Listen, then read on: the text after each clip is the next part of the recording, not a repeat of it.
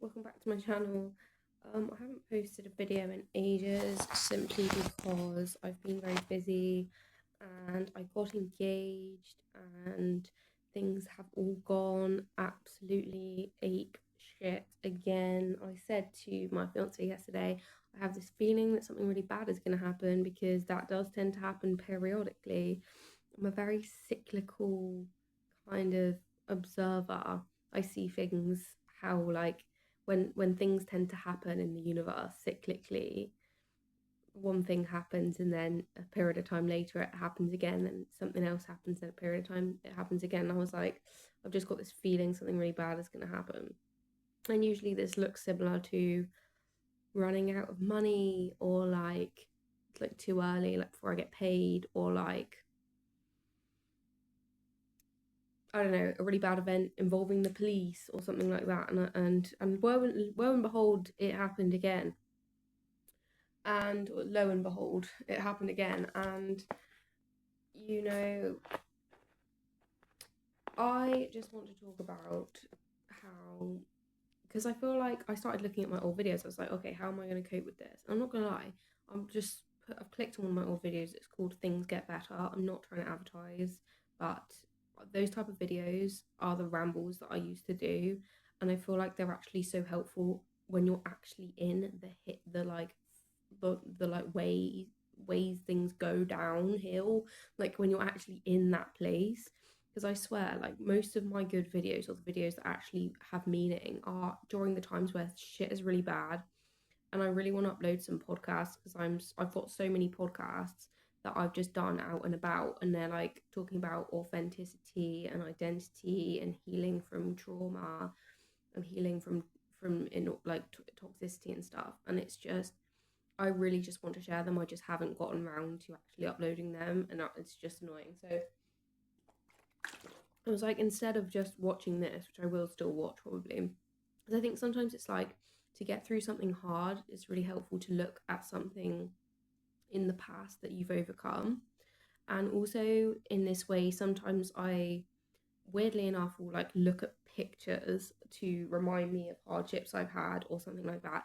And I think I have grown so much from that time, and I'm growing so much consistently, and I continue to grow on a measured rate. I like to see the world in, because it can be chaotic, because it can be unpredictable to one degree or another at times, because of what I'm talking about of the I think life is often predictable to some degree or another, simply because of the fact the universe is a kind of structure in which sometimes you can predict things because of cause and effect and stuff like that, and cycles and stuff like that. But I also like to and to ground myself in that, and also just to acknowledge like a higher power like God. But I feel like what can be really, really helpful is to like see that like the growth that you want and that you have and that you're going to have is most likely not going to be found in the known. And I did a short like so long ago, and it was like people often look for their future in their past, including their past knowledge and their past experiences and the past of what they think they want and stuff, and their past belief system, where it's like it kind of can make them fearful of the future, but not, but like also just like to move into the future, you have to move into the is the unknown to one degree or another, and sometimes that's more and less scary, depending on the circumstance. I, for one, and have done videos on it, just from things like finding myself going to jail for something that I didn't really do for a start, and like finding myself in the mental health system for reasons that definitely were not my fault, and like having real bad mental illness at one point in my life, because of that stress, compounded and stuff. Um, and like this was like 10 years ago, and I don't have that illness anymore. But like, it's those sort of things that when life, I want to say, humbles you, or I don't even like the idea of life humbling you, but God sort of allowing space to be made. I think it's just helpful to find a spiritual way to look at these things sometimes, where it's like God, I perceive like making space, breaking you down, um, or putting you in a position to grow, basically. Because I think when you're, because people we are God's children. People, whether you're religious or not, I mean, that is a religious concept, but in my belief, it's like we are God's children, and it's like God's children don't know what they need, um and God kind of brings us what we need, and often that's through uncomfortable circumstances. um and I don't know, sometimes, and I pray a lot and I ask God for guidance and um sort of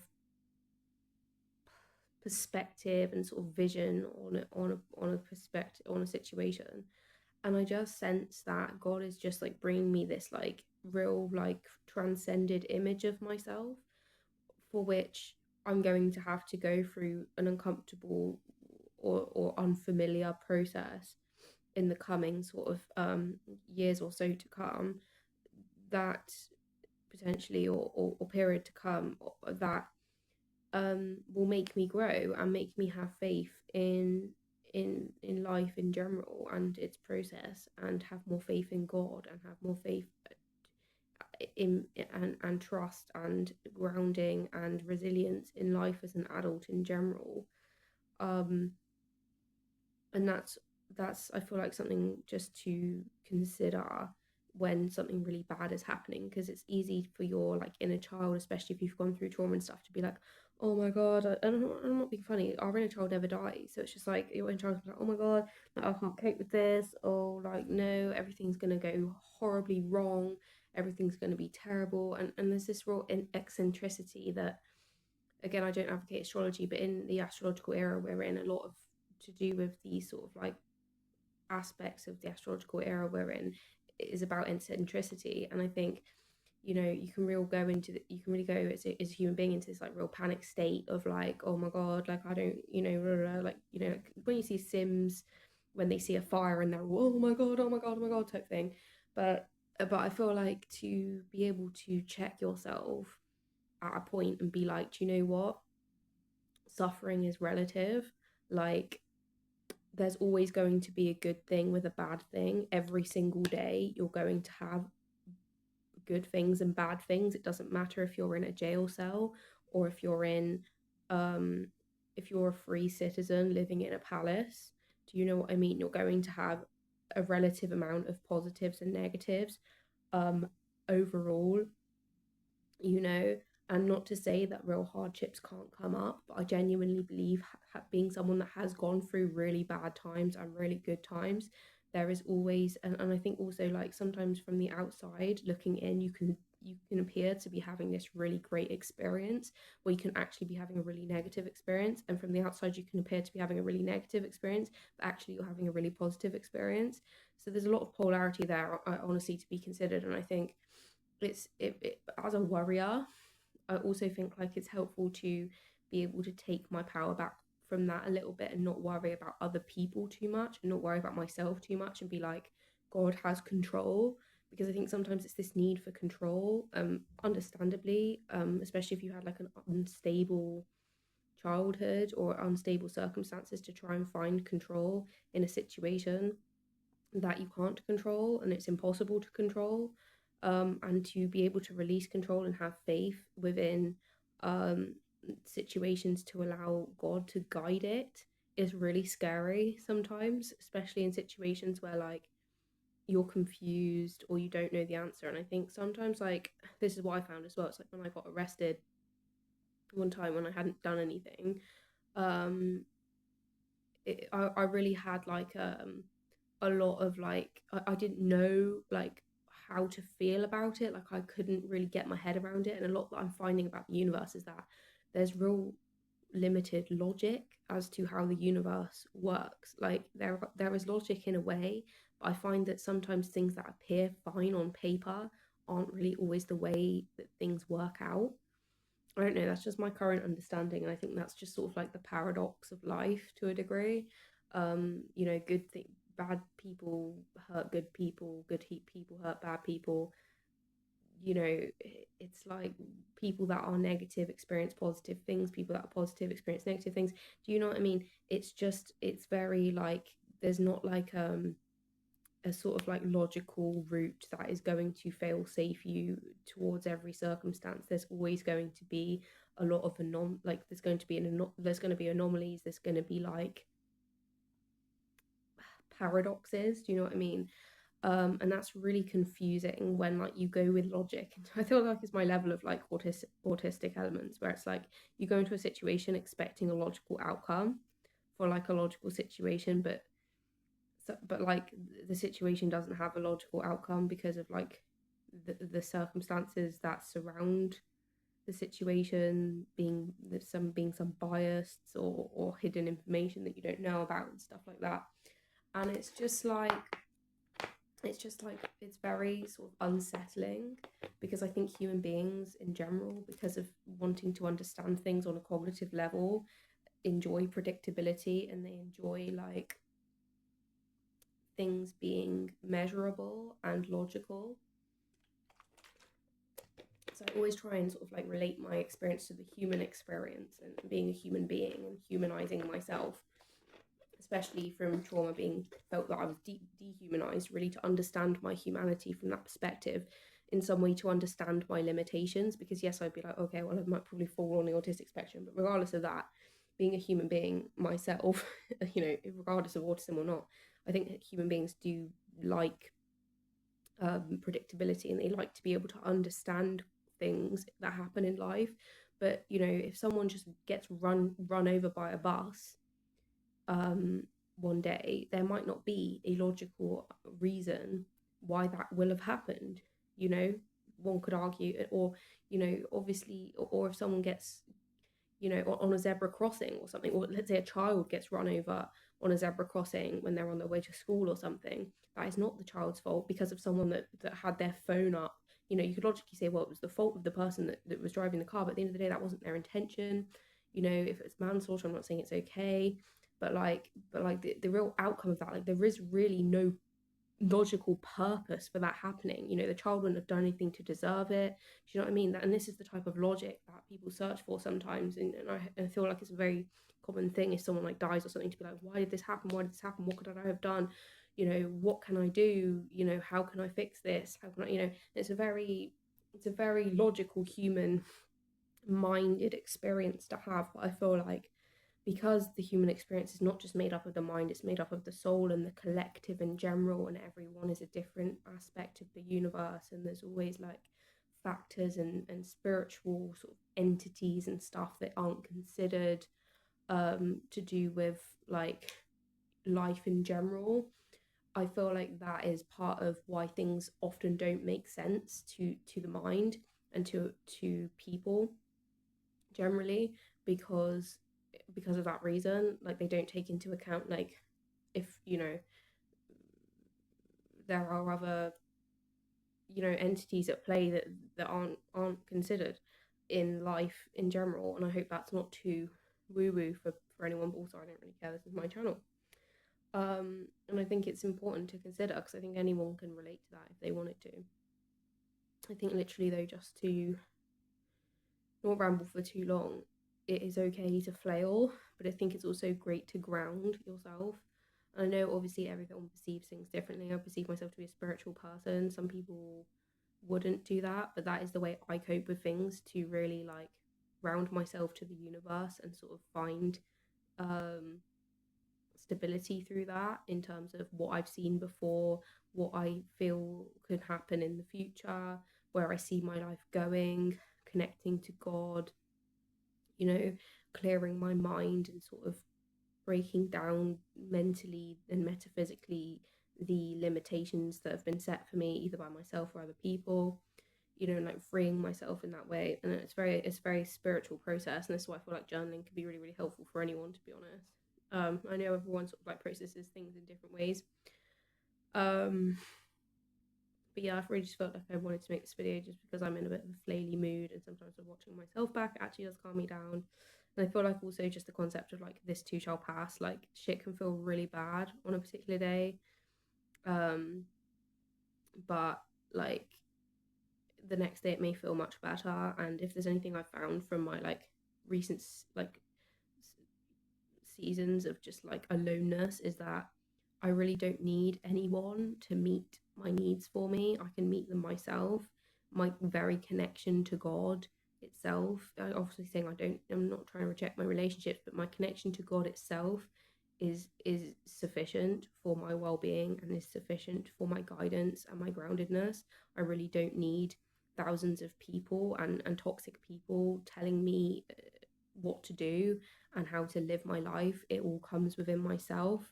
It all comes from myself, and it comes from my guidance within the universe. And I really genuinely, truthfully, and honestly believe that. Um, and I won't, and it's very stabilizing. I'd much rather feel lonely than be bombarded with people that I don't want to pay any attention to. I don't have any interest in listening to. And I don't care if people think I'm a loner for being alone, because I very much like my own company. I'm like one of those people that can spend like weeks on end alone, and I have no issue with that because I'm an introvert. But anyway, I'm gonna leave it there because I can't be bothered to. But things are inevitably change. Things inevitably change. Things inevitably are chaotic. I also think from the concept of having really positive experiences, there has to by metaphysical kind of universal law be negativity that follows the positivity, and there has to be positivity that follows the negativity. So in whichever way that, so to say like you can go through like really positive experiences, you can meet really great people and stuff like that, but inevitably you may go through hardships to do with your relationship with them, because of, I think if something is a massive gift in your life, sometimes it requires work also to maintain it, to care for it, to nurture it, to keep it kindling and stuff, because it's a gift. Do you know what I mean? It's a blessing, it's a big blessing. It's the same with anything in life. If you get your dream job, you're probably going to have to work hard in it. If you get a blessing of a nice home, you have to maintain it. And it's the same with anything. And it's like, even in life, when you get blessings, inevitably there's probably going to be some hardships that come even in other areas of life, and that's just an inevitable part of the contrast of the universe. And so it's things like that that keep me going, keep me grounded in life in general, when things really, when the universe chucks its toys out the pram, if you like. Can the universe be called a child? I don't know. I'm sure it manifests in many different ways. That is the way I would perceive it at this time. I don't know if I'm going to get some sort of like a universal curse from saying that. I don't know, because obviously the universe is a predictable structure. So maybe that probably isn't the best thing to say. I don't know. But anyway, the universe has brought back round another opportunity. They are, what is this great phrase? I love little anecdotes and phrases. See every problem as an opportunity. My problem is such and such, so it's an opportunity for growth. It's an opportunity for healing. It's an opportunity for stability. It's an opportunity for God to be my supporter and to be my rock, a stronger rock. Because what I also notice about people is that you can have real strong relationships with people, and you can have real faith, reciprocity, synchronicity, connection, and real, true, authentic, if you believe in past lives. Again, I can't push my spiritual beliefs on people, but if you believe in things like past lives, which they believe in, I think, is it Hindu culture? I'm probably really embarrassing. Buddhists, I think, believe in past lives. I'm not sure. But if you are a believer in past lives, you can really have a a resonation with someone and feel that you've met them again and again and again and again, and have a really strong rapport with them. That's really just sort of, you can't fake that. Do you know what I mean? And this is why I question whether past lives are real. um but at the end of the day, um they're not God. You can love them so much, and you can have so much time for them. You can really want to build. What I found about relationships is that if you don't put God first in any relationship, it's not going to be healthy necessarily. It might not be healthy.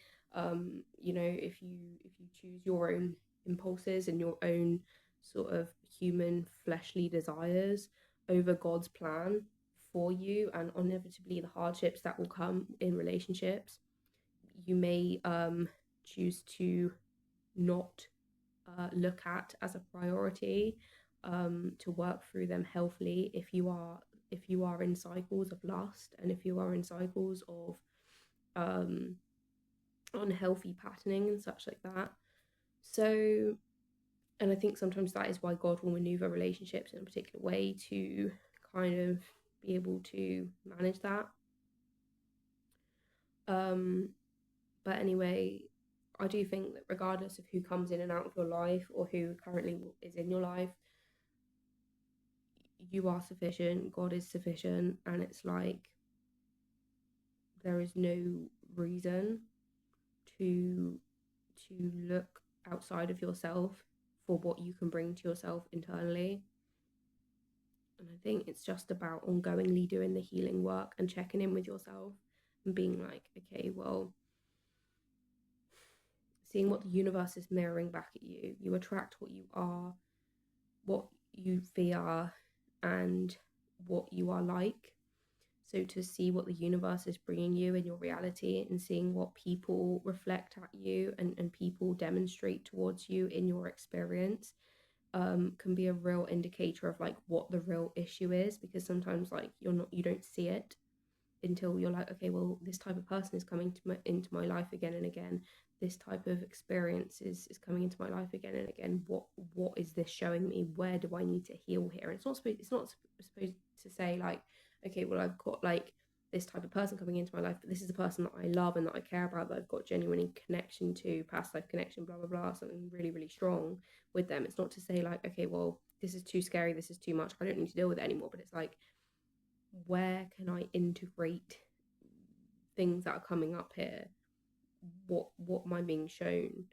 You know, is there toxicity that I'm perpetuating through my experiences? Because what I found is any relationship should be able to deal with healing from toxicity.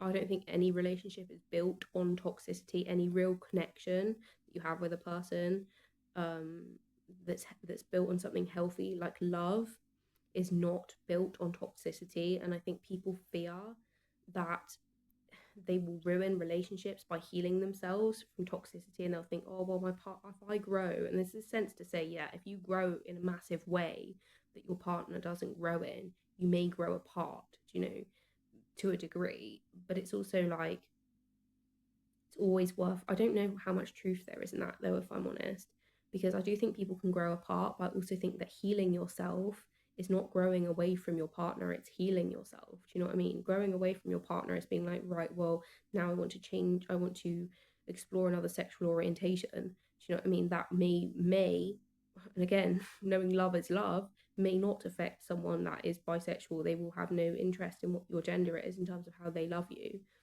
you know, often I found. And it's like, you know, and I think it's really based in toxic conditioning from toxic people and people that want to use coercive control on people to use this belief system of like, if you grow, if you heal, if you change, if you improve your experience for yourself, that I won't love you anymore.